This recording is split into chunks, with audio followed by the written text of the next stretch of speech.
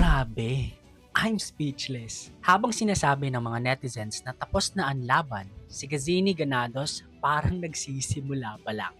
Sa gitna ng naglalagablab na ingay ng MGI All-Stars, hindi nagpahuli si Gazini. Sunod-sunod ang kanyang mga posts at hindi lang basta-basta.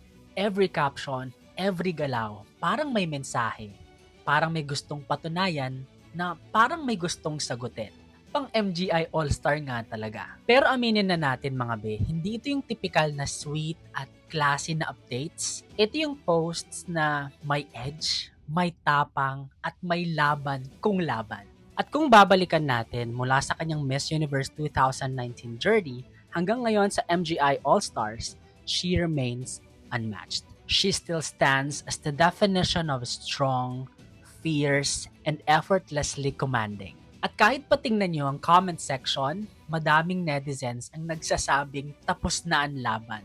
Corona na lang talaga ang kulang. Pero ikaw be, ano sa tingin mo? Strategic move ba ito ni Gazini para mas lalo siyang mapansin? O desperadong habol lang ay spotlight? Agree ka ba sa mga sinasabi ng mga netizens na tapos na ang laban? O nagsisimula pa lang ang tunay na laban niya? Comment it down below, gusto kong malaman kung saang side ka. Tara pag-usapan natin, and thank you so much for watching this video. Follow me for more.